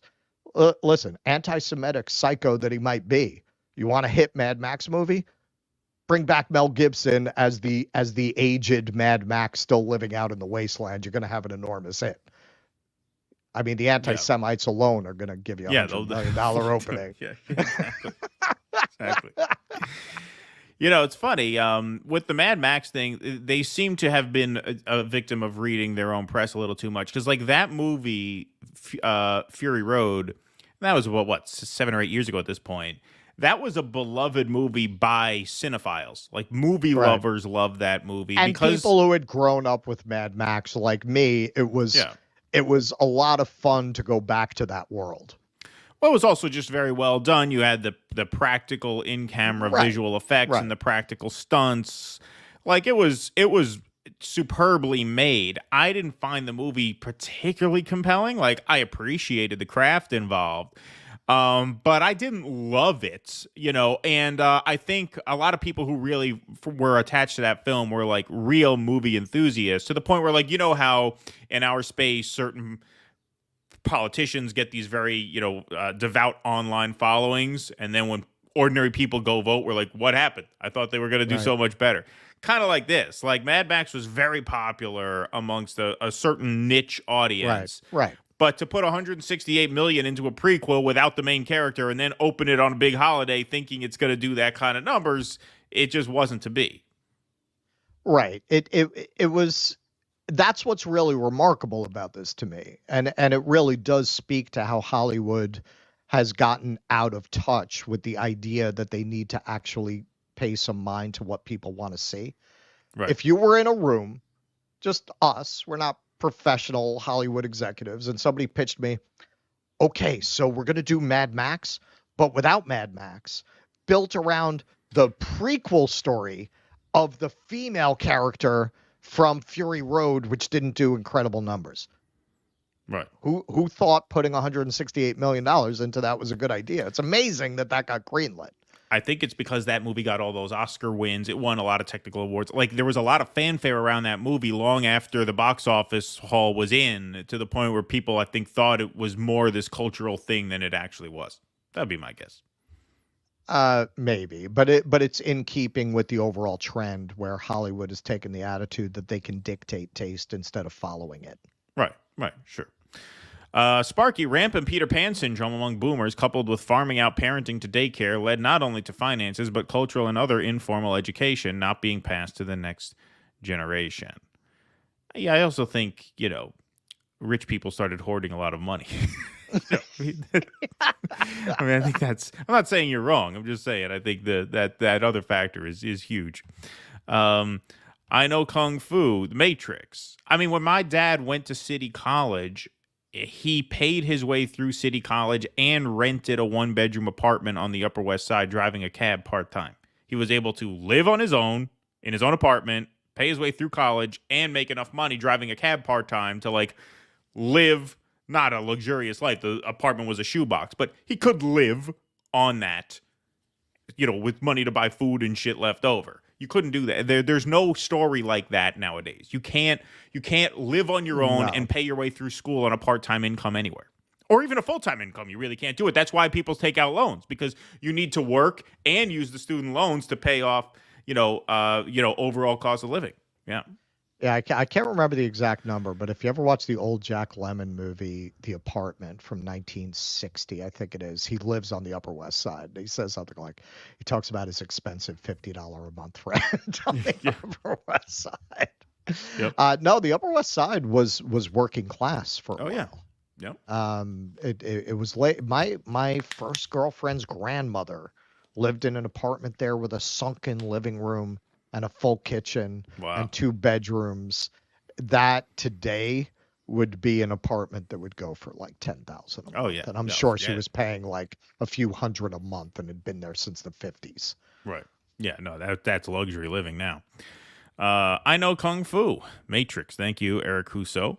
Could this chip improve Biden? Yeah, they should give Biden one of those chips. See what happens. Imagine Biden shows up at the debate with a chip in his brain. Yeah. Trump, this is outrageous. This is very unfair. He's got a chip in his brain. I want an X-ray. I want a CT scan of his brain before we go William on. F. Buckley couldn't win this debate. Yeah, exactly. Yeah. Let's see. When are the bionic cocks coming to market? Dirty minds, people. Super chickens like robo dogs. Oh, is that what you meant? Thank you, Eric Cousteau. Boomers lived up to their moniker, says Sparky. The me generation. It's still about them, not their children. I think that's generally true. Present company accepted, of course. We love our boomers. Perry Anderson, thanks for the $2. That's kind of you. Thank you. Before you come to the Motor City, check out Out of the Crisis by W. Edwards Deming and The Toyota Way by Jeffrey Leiker from University of Michigan. Oh, yeah, you know what? If we are going to go to Dearborn, we should probably start raising money for that trip now. We can't go to Dearborn unless we raise money. So if you want us to go to Dearborn and do that project, it's getting late. It's almost June already. We got to think about that. We got to start booking stuff soon. Think of it as if you're putting a chip in our brains and ordering the chip to bring us to Michigan. Yes. So givesendgo.com/do dissidents to send us to Michigan. We do need donations to make that happen. We're tapped out. We raised some money. We put that into Chicago. Chicago's booked and paid for. That's done. That's a go. That's happening. But if we're going to do the Michigan, we need to raise some more funds. So givesendgo.com/do dissidents is where you can go to help us out with that. Okay. Let's go here to if you meet IM, they will hit you with a copyright lawsuit. If you meet IM. What does IM mean? Yeah, what is that? Something? Yeah, I'm not sure. But thank you for the heads up on that. It's very mysterious. Very now, mysterious. later in the afternoon, someone's going to hand me a business card with just the letters IM on it and walk away. Exactly. Abiding. AIPAC could drag $20 through Capitol Hill and find somebody to defend the genocide. Good Carville joke there. Thank you, Abiding. Appreciate that. Just finished listening to yesterday's stream. When are we starting the Do Dissidents gaming stream? LOL. Yeah. That, you talk about a time investment. That's a time investment. Those gamers go for like 6-7 hours. No, Civilization, that would be like a couple of days. I mean, I guess you do it in one thing? Civilization? Yeah. That's a whole campaign, man. I mean, I guess there are like quick modes you would have to play it on, like the abbreviated version. But yeah, it's not like a thing where you save the game and come back because you're playing with other players. I never played with other players. I don't know. Oh, I don't know how that works. Yeah, because now a lot of the gaming is interactive. You're playing with other people. Right. No, you were always able to do that with not always, but in recent years you could do that with Civilization, but I never did it. You just always played it straight through. Yep. There you go. All right, we got 2 more segments on the day here before we wrap. And then, like I said, Patreon members, paid Substackers, and paid Locals members, we're on again at 2 o'clock doing some more material and taking your calls. So make sure you join us for that. Okay, folks, so Israel struck Rafah over the weekend. Obviously, the details of that are horrific. We covered that in previous streams this week. But here's Morning Joe and Richard Haas having a discussion about, should Rafah really be the red line? I mean, really, what would we expect Israel to do? How would we react in this situation? Very strange shift in rhetoric once again from the Morning Joe people. They might have the chips in their brains. I'm starting to suspect something, that they're being programmed. Let's hear a little bit of this. What is Israel to do? Are they supposed to just sit there while conditions in Rafah get worse, while the possibility of famine spreads, and while Hamas regroups? Let's just state the obvious. The United States would never do this. We didn't do this in Mosul. We didn't do this in Afghanistan. We didn't do this in Iraq. We didn't do this in Vietnam. We didn't do this in World War II. If we were struck, we struck back until we won the war. So look at all that napalm we dropped on all those innocent civilians. We melted those people. Yeah. So and why do we have a problem with this? And we won the war, right? We won the Vietnam War, right? We won. Oh, no, we lost. Wait. And we were responding to an attack from Vietnam on our soil, right? Oh, no. Vietnam never attacked us. Yeah. Iraq never attacked us. Afghanistan never attacked us. The 9/11 hijackers were Saudis. But we struck back and we won. We just pulled out of Afghanistan. Within 10 minutes, the fucking Taliban was back in power. So what are you talking about? We struck back. What are you talking about? We stayed in there until we won the war. None of that is true. This is why. This is why. So when some troll does an AI rendering of a Karine Jean-Pierre press conference where she says that we allied with Ukraine to win World War II, this is how you can fall for a thing like that, because this is real, and this is very slightly less ridiculous than that. I mean, what a ridiculous retelling of history to say, hey, how would we react as the United States if we were attacked? We would go back into Vietnam. Like, what the fuck are you talking about? Vietnam, Iraq, Afghanistan? First of all, we didn't win those wars. Second of all, those countries never attacked us. So what the hell are you even talking about? And he goes on these crazy rants, and Mika just kind of nods and stays silent. I was honestly watching this clip, and I've thought this before, but especially since we saw the Brzezinski call Joe a moron, basically, who doesn't know what he's talking about. This is a downside to having kids. Your kids reflect on you, and they can really be an embarrassment. I would imagine Brzezinski was very embarrassed by what his daughter ended up being, playing second fiddle to this fucking goon on this show. Yeah. This idiot. It's not even like they go back and forth. She just kind of like is this submissive housewife, right? And she fell for him on the show. He says. Yeah, they weren't like dating before. This was that's this was a Me Too that worked out. That's what Michelle Wolf said. That's a Me Too that worked out. Exactly. I guess what confuses me is what is it?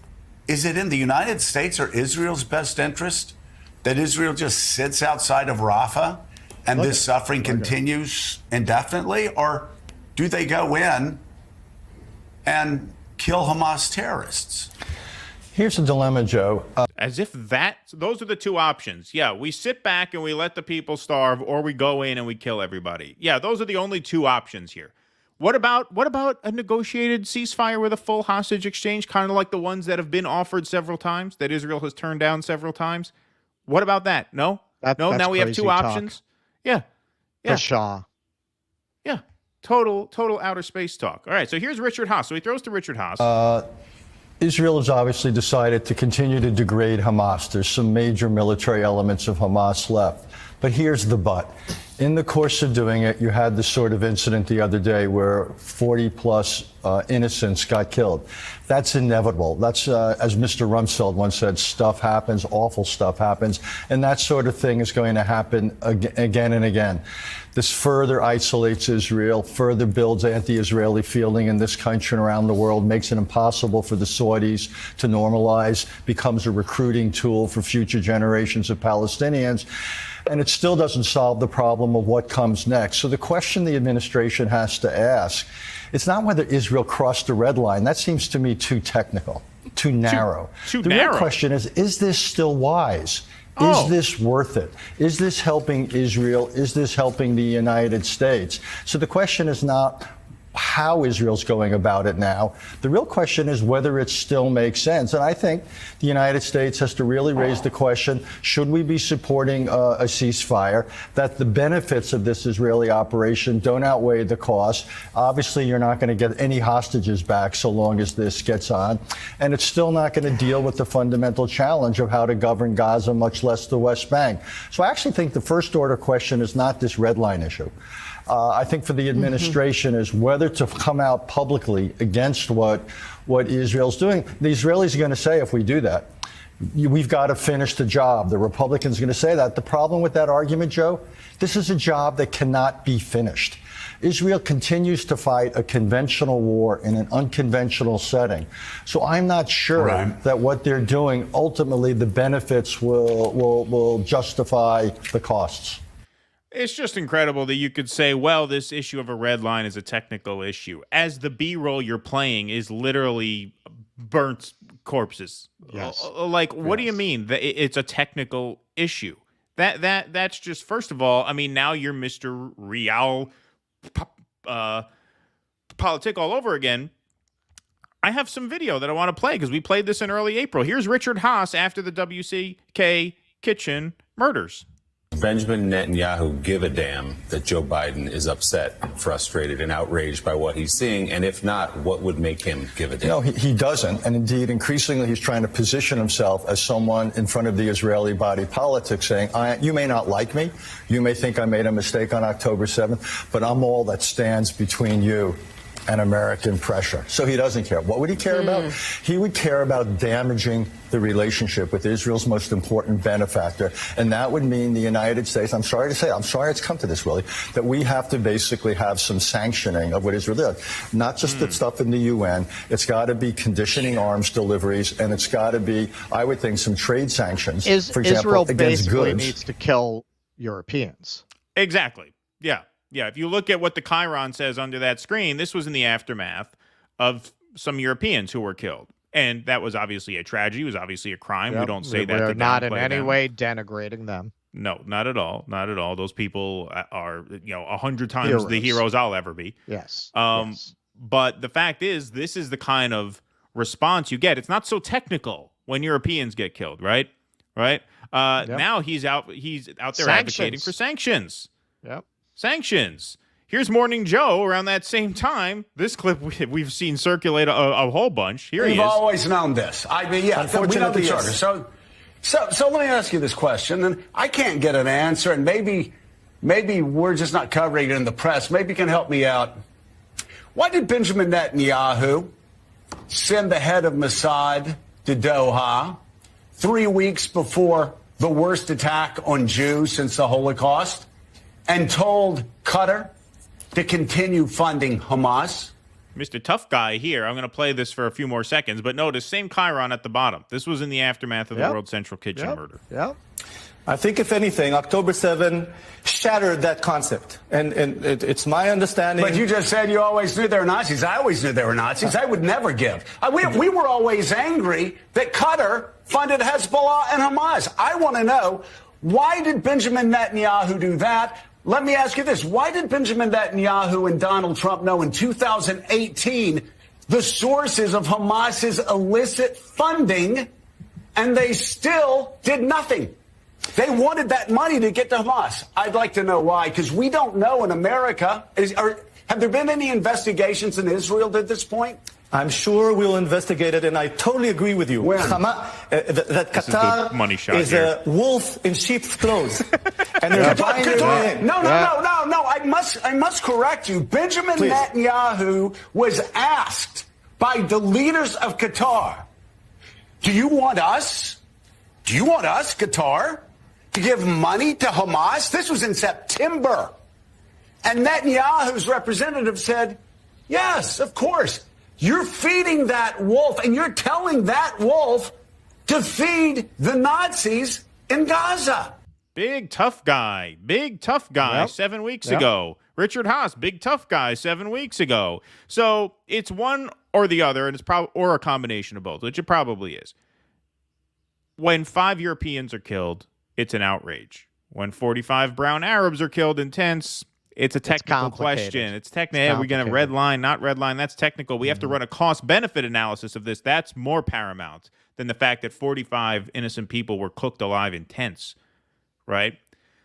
The other thing is, I'm sorry. Can you imagine? And hey, we don't traffic in knee-jerk charges of racism, but answer this question.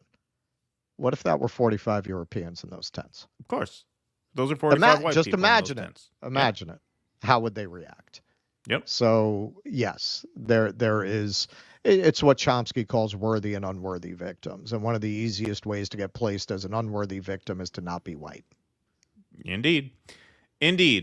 And just a number 2 here, because we know, based on the 2016 WikiLeaks dumps, that the DNC has been in contact with MSNBC over the years, right? Chuck Todd got an angry email from Debbie Wasserman Schultz when he suggested they were being unfair to Sanders in that primary. They definitely are on script to a certain extent. Sure. Like this is fake. Absolutely. It's fake. How can you see a segment like this where he's talking about, look, I mean, we shouldn't worry too much about red lines, even though that was a huge story a few weeks ago. The president of the United States says Rafah is a red line. They go massacre people in Rafah, and we're just supposed to drop that and be cool-headed about this and think, well, what is really in our interest? Is it really in our interest to pursue this? Let's not get too hung up on the fact that they crossed the red line in broad daylight and murdered dozens of innocent people in the process. So far, this hasn't even gotten going yet. Israel says this is going to go on for 7 more months. That's their plan. We covered that on the show yesterday. But you don't go from that to here unless you have orders. You have orders. And to a certain extent, you don't need direct orders on MSNBC because they know where their bread is buttered. They know if they blackpill the audience against Biden too much, there goes their entire network.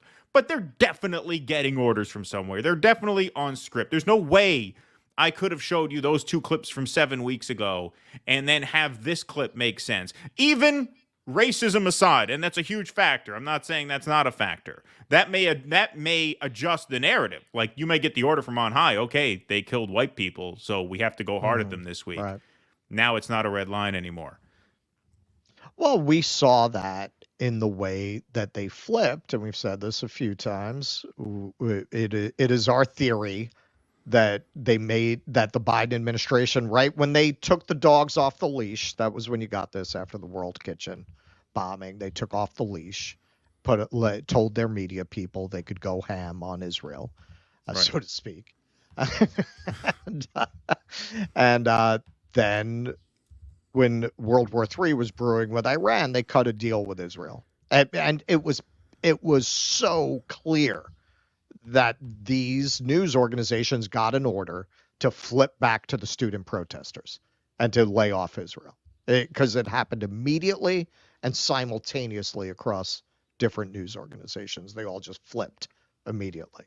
And yeah, I mean, now they're back to this. Although I've mentioned there are kind of mixed signals coming out of the media, which I think reflects a generational struggle inside these organizations. That's my theory, because you saw the CBS News guy ask a hard question yesterday of what's his name, Stephen Miller, Matthew Miller, Matthew Miller, ask him. Well, no, that was John Kirby the other day, the most recent one.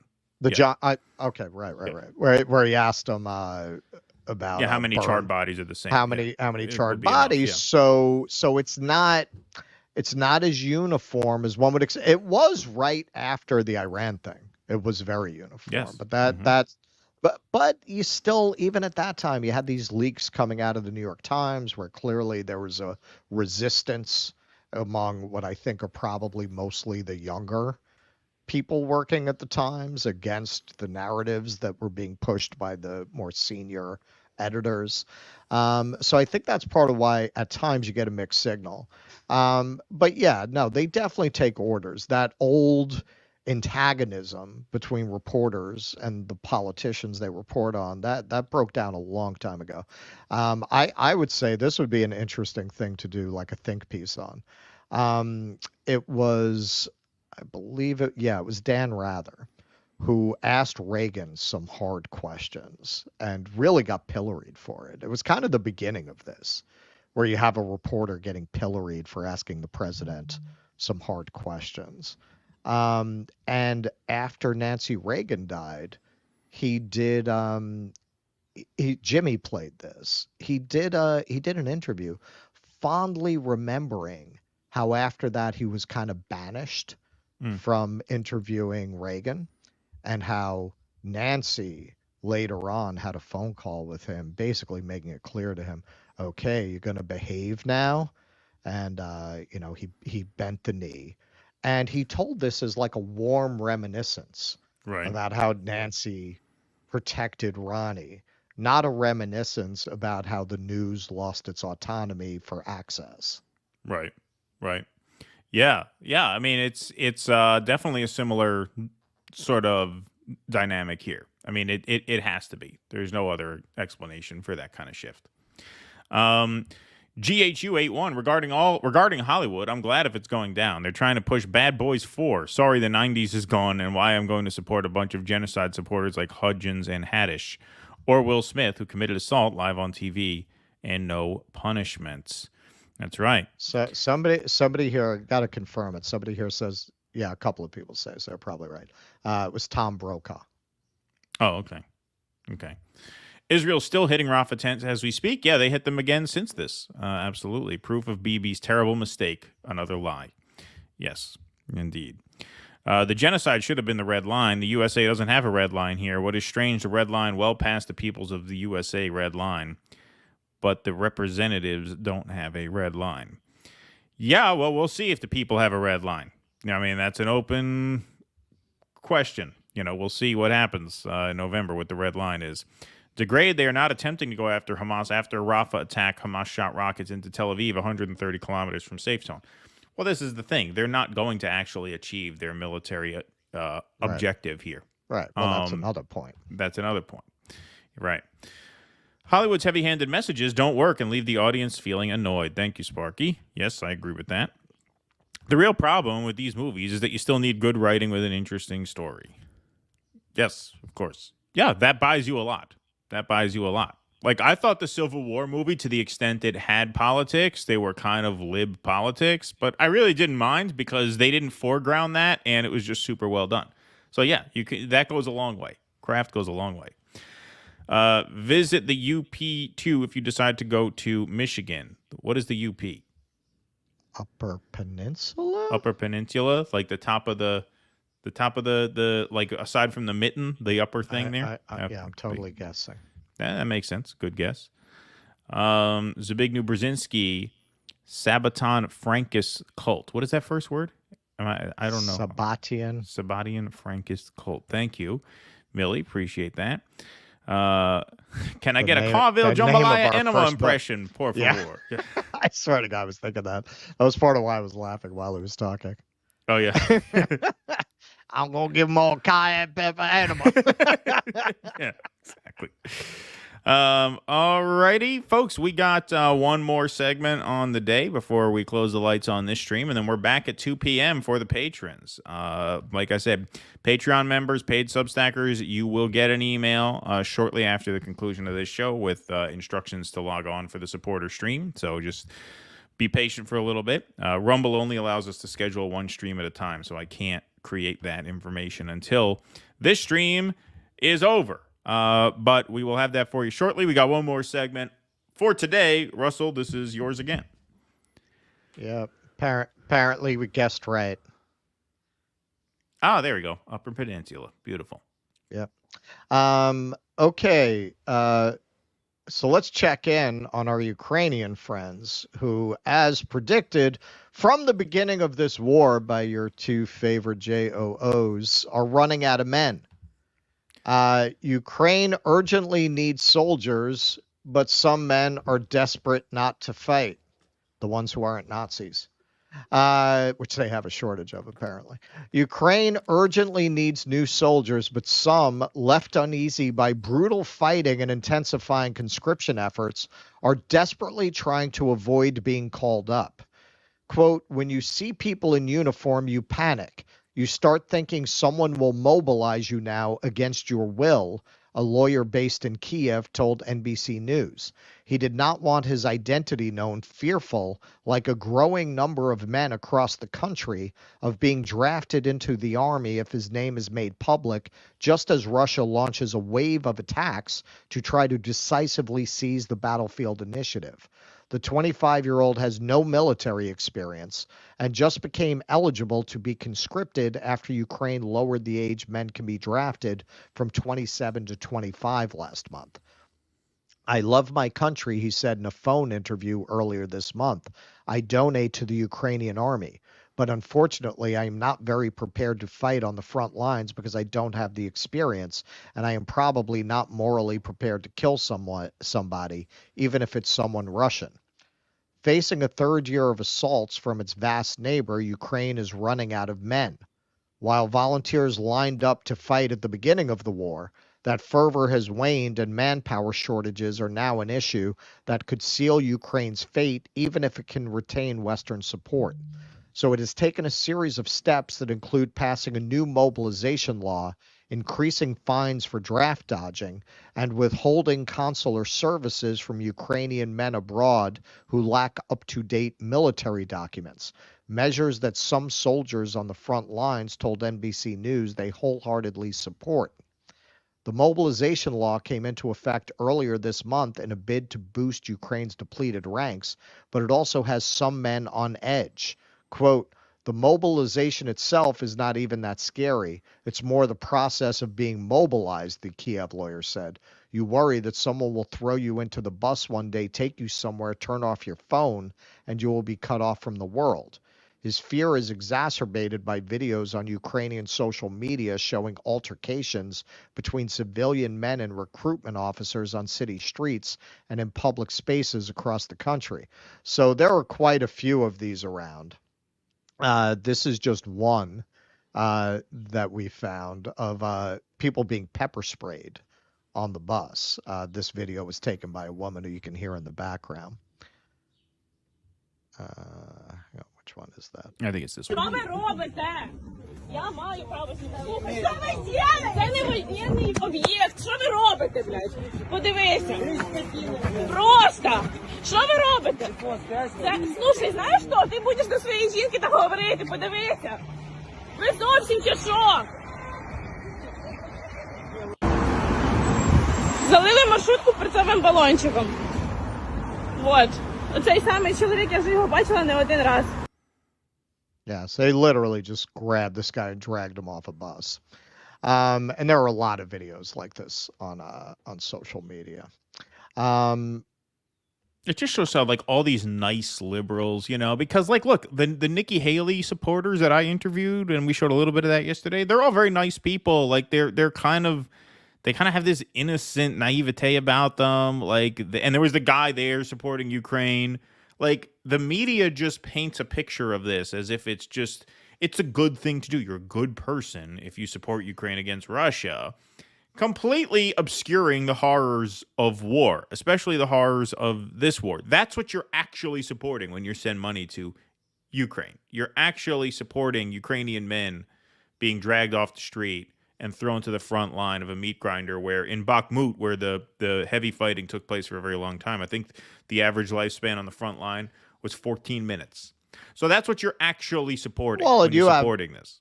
Yeah, and you have videos we can't even show on the East Berlin side of dead bodies in the trenches of people who got grabbed off the street like this and just sent out to the front lines to fight in this war. Now they can't really maintain this ruse, but even as people who were informed knew that this war was turning against Ukraine, if you talk to a lib, oh yeah, Putin got a lot more than he bargained for. Right. Why? Because that's what their fucking media tells them. Oh, Putin's. Oh, their economy is screwed. Oh, the ruble is crashing. The ruble crashed for a couple of weeks and came back stronger than it was before. Yep. So yeah, they're just completely propagandized. I've never in my life, I've never seen a war that the media didn't pump up in its initial phases. Right. They turned on Iraq later on, much later on, much later than they should have, but they always cheerlead war. Yep. Men ages 18 to 60 are currently barred from leaving the country. Andrei Domchenko, a spokesman for Ukraine's border service, said last month that 30 people have died since the beginning of the full-scale invasion, trying to cross Ukraine's western borders by traversing dangerous rivers like the Tisa separating Romania and Ukraine and mountains. The efforts are often arranged by unscrupulous traffickers who are paid thousands of dollars for the crossings, the border service has said in other statements. Demchenko separately told NBC News that draft dodgers also try to cross illegally at regular checkpoints by using forged documents, trying to bribe border officers, or even hiding inside vehicles as stowaways. So this is from Hotspot.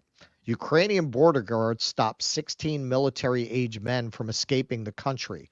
They tried to get to Hungary and paid a total of $111,000 for it. Wow.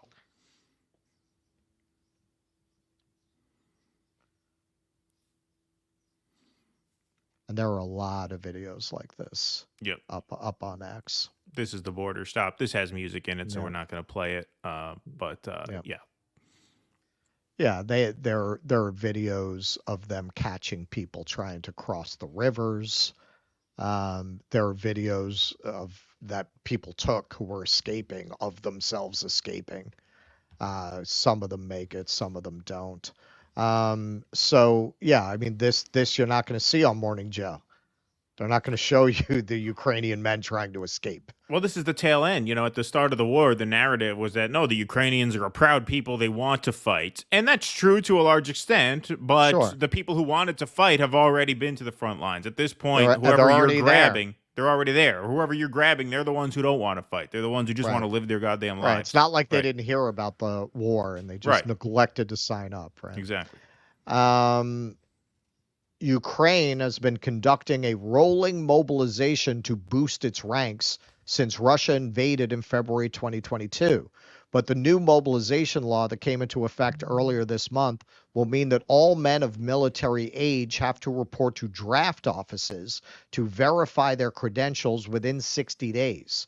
The apparent goal is to give the Ukrainian government a fuller picture of who can be called up. Men will also have to carry their military registration documents with them at all times. Women are currently not being mobilized, but some have volunteered to join the fight. Those who don't comply will face penalties, including restrictions on driving a car. The law underwent many amendments as lawmakers dragged their feet for months trying to pass an unpopular measure. Separately, President Volodymyr Zelensky signed a law earlier this month increasing fines for violating mobilization rules, while another now allows some prisoners to sign voluntary contracts with the army, an echo of a controversial practice employed by the Kremlin. That's not now. Gray Zone had a great article about this very early in the war, where they were releasing rapists and fans of the playground to go serve their sentence by fighting in the front line. But it's not just the draft-eligible men inside the country whom the Ukrainian government is trying to track down. A software developer from Kiev told NBC News he left Ukraine for Portugal this spring before the new mobilization law was adopted. The 35-year-old did not want his identity revealed for fear of possible repercussions and would not say whether he left Ukraine legally.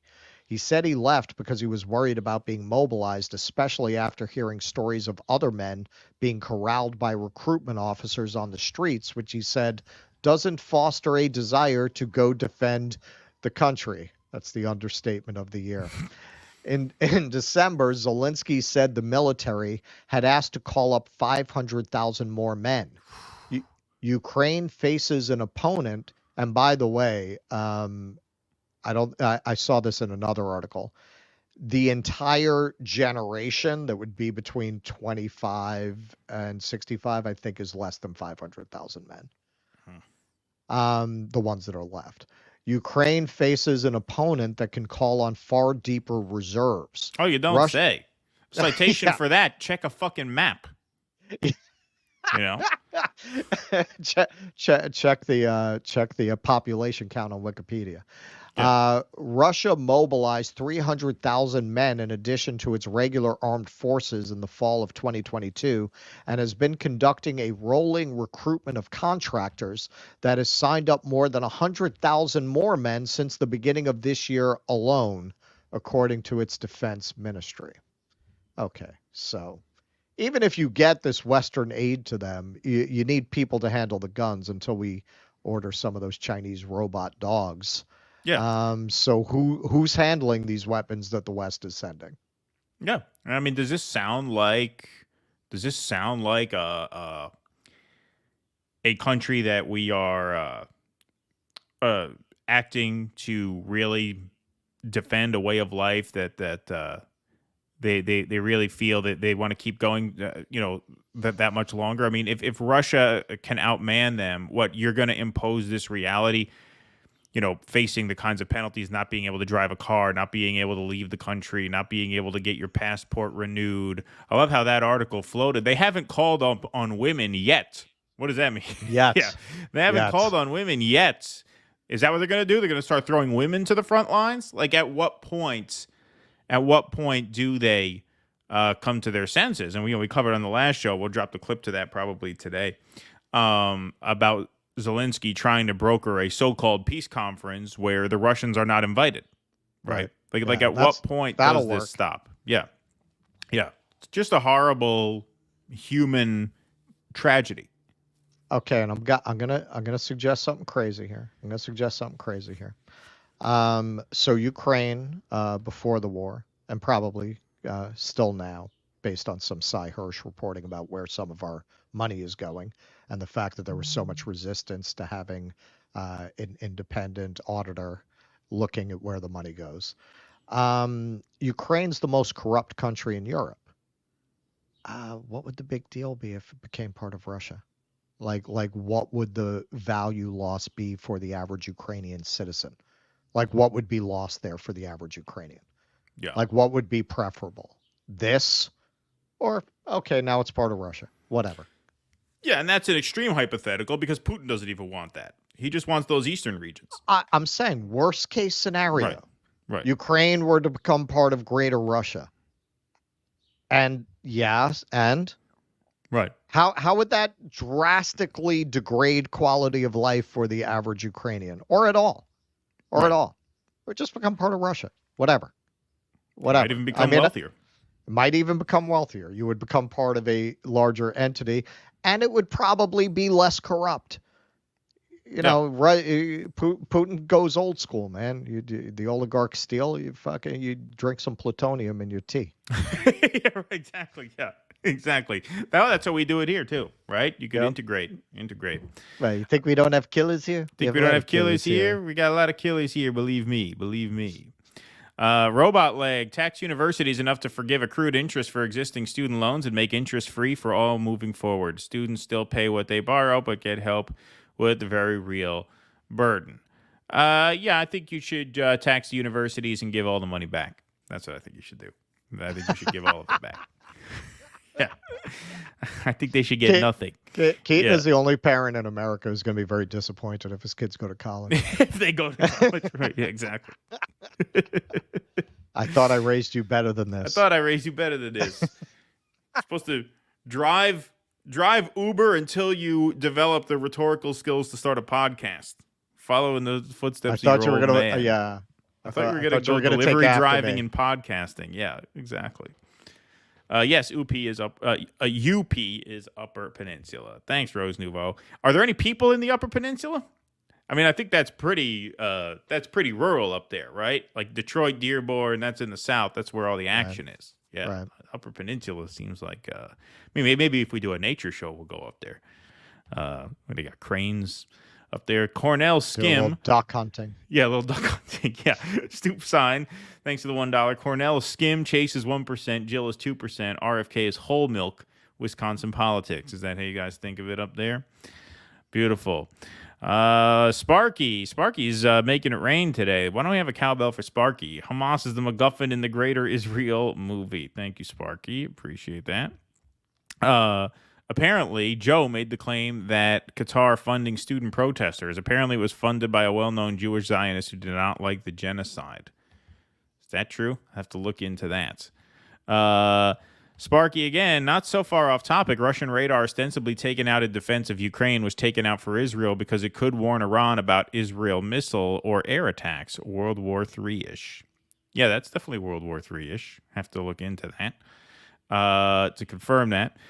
Millie Plateau, Sabbatian Frankist cult or his origin of Zionism. Oh, is that right? Shabbat Siev 1666 proclaimed himself Messiah and Age of New Zion. Frankist cult was his reincarnation. Did not know that. Didn't know that. They didn't teach Russell that. Yeah, it seems to be a history of this because who's the guy? Who's the guy who's supposed to be the Messiah of the Lubavitchers out there? Oh yeah. I know who you're talking about. I forget.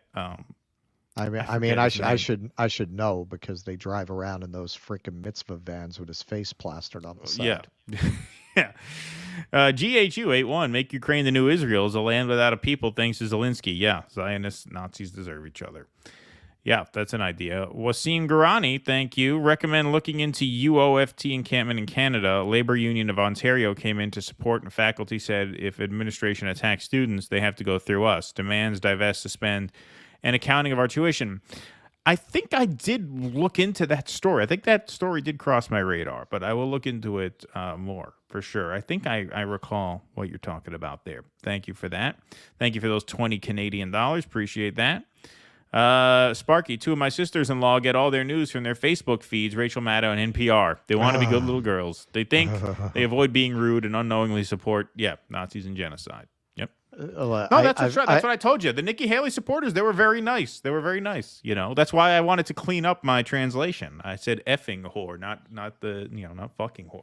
We're trying to turn over a new leaf. We got an email from somebody who I guess isn't going to subscribe now. Told us to dress better and clean up our language. Yeah, right. Exactly. Yeah. I kind of told her to fuck off. So I guess she didn't end up subscribing. I guess not.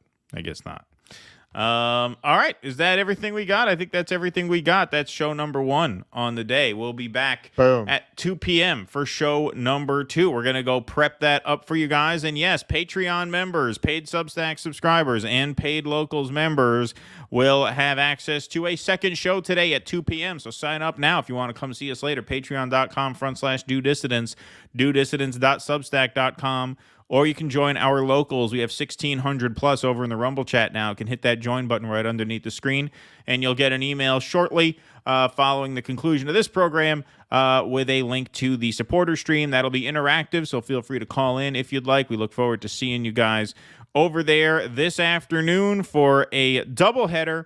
Appreciate you all being here. If you're not joining the supporter stream today, we will see you back here on Sunday night. Sunday, that's June 2nd at 7 p.m. Eastern for our regularly scheduled podcast on all of our platforms. That'll be our last Sunday night regular show for 2 weeks. That's the right. Following week, we'll be doing our live show, which You can get a show that night if you're a patron because we're live streaming the show. That's right. If you sign up as a patron, you will have a show to watch Sunday afternoon and evening. So make sure you sign up, you support the show, and you get access to those special events like that. AK, if you have Telegram, join Gaza Now in English. It's footage and info Arabs and Muslims worldwide have been viewing since October. I joined Telegram because I found out we have an imposter. We had an imposter on Telegram who created a Due Dissidents Telegram account and was like inviting guests onto the show without us knowing. And one of you guys let us know about that, and so I reported it. So I don't think that's active anymore. But because of that, I do have a personal Telegram. I'll have to see how that works. But thank you for that. All right, folks, we will see you back here at 2 o'clock if you're a patron. If not, we'll see you Sunday, 7 p.m. Thank you very much for this morning and for this week. It's been a pleasure. Until we see you again, be safe and be well. Courage. Please clap.